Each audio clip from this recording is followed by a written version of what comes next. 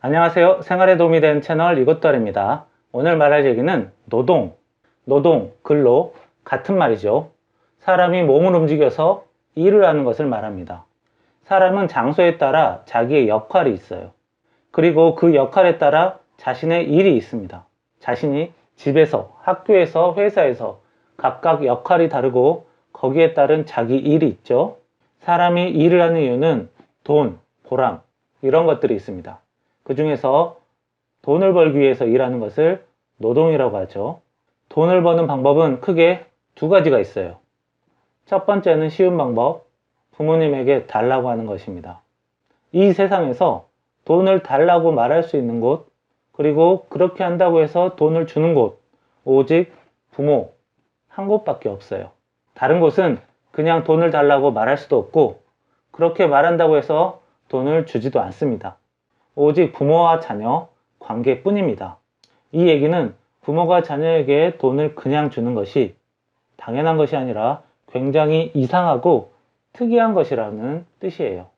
부모가 여러 명이 아닌 이상 내가 그냥 돈을 받을 수 있는 곳이 이 세상에 한 곳 정도는 있다는 거죠.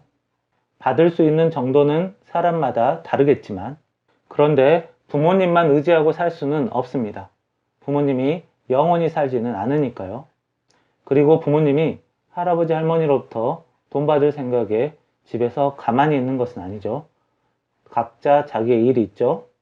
그 말은 돈 문제를 부모에게 의지하는 것만으로는 해결이 안 된다는 거죠. 그래서 자기가 직접 일을 할 줄 알아야 돼요. 이것이 돈 버는 다른 방법, 노동입니다. 쉽지 않은 방법이죠. 하지만 자기의 능력이 좋다면 돈을 많이 벌어서 부모의 눈치도 안 보고 자기 하고 싶은 대로 하고 살 수 있겠죠. 일을 시키는 사람을 고용자, 일을 하는 사람을 노동자. 서로는 일한 대가로 돈을 주고받습니다. 이것을 고용이라고 합니다. 물건의 가치는 어떻게 확인합니까? 가격을 보고 알 수 있죠. 그렇다면 사람의 일은 그 가치를 어떻게 확인할 수 있을까요? 무게를 재는 저울처럼 일의 가치를 정확히 재주는 그런 기계는 이 세상에 없습니다.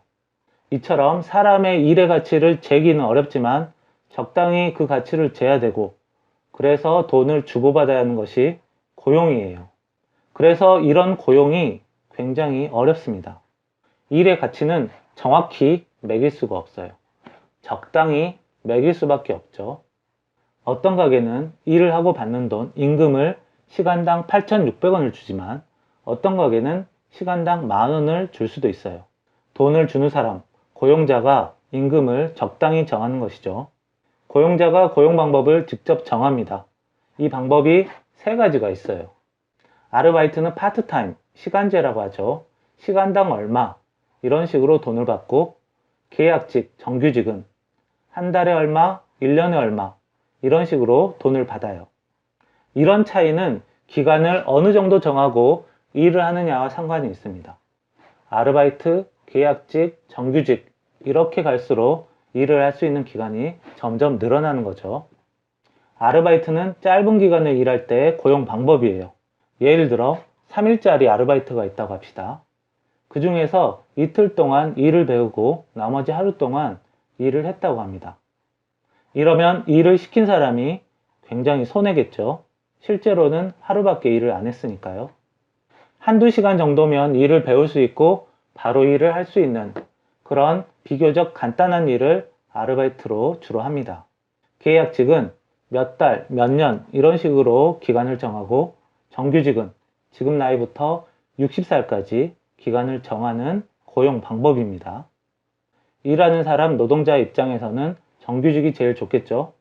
일을 배우는데 오래 걸리거나 복잡한 일, 기술이 많이 필요한 일들은 보통 이런 식으로 고용을 합니다. 고용 관계에 있어서 일을 잘하는 것이 중요하겠지만 무엇보다도 마음가짐이 중요해요.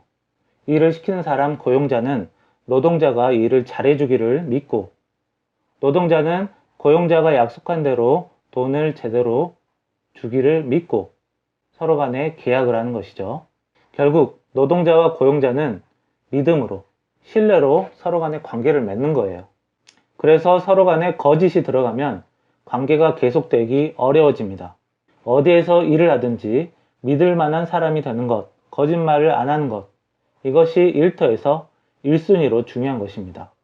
그리고 애매한 것이 일을 할 때는 어느 정도 일을 해야 되나? 이것입니다. 시킨 것만 적당히 하면 되나요? 시키지 않은 것까지 찾아서 일을 해야 되나요? 고용자가 약속을 안 지키고 괴롭혀도 계속 일을 해야 되나요?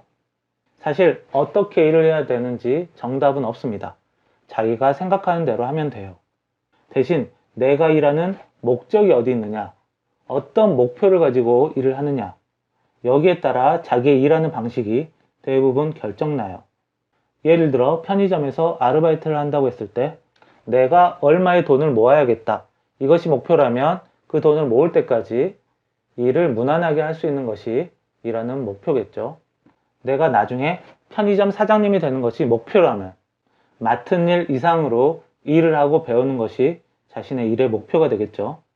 이런 사람은 편의점이 어려워서 자기 임금을 못 받는 경우가 있어도 편의점이 어려울 때 어떻게 운영해야 되는지를 직접 경험하기 위해서 계속 일을 하는 경우도 있습니다. 어떤 식으로 일을 하든 자기 마음입니다. 계약직, 정규직도 마찬가지입니다. 직장 내에서 내가 인정을 받고 싶다거나 사장님이 되고 싶다거나 나중에 자기만의 사업을 하고 싶다거나 편하게 직장 생활을 하고 싶다거나 자기 마음에 따라 일하는 방식이 결정됩니다. 사람이 일하는 목적이나 계획에 따라 사람이 일하는 마음가짐이나 태도가 각각 다릅니다. 그래서 이왕이면 계획을 가지고 일하는 것이 좋겠죠. 그러나 처음에 말한 신뢰는 사람마다 다르지가 않아요. 이것은 일할 때 기본이에요. 일을 시작할 때, 일을 할 때, 일을 그만둘 때 이 신뢰관계가 안 좋게 되면 앞으로 어떤 일을 하더라도 인정을 받기 어려운 사람이 되기 쉽습니다. 아무리 실력, 기술이 좋은 사람이라도 믿지 못할 사람과는 일을 못합니다. 일터에서는 믿을 만한 사람이 되는 것이 제일 중요합니다.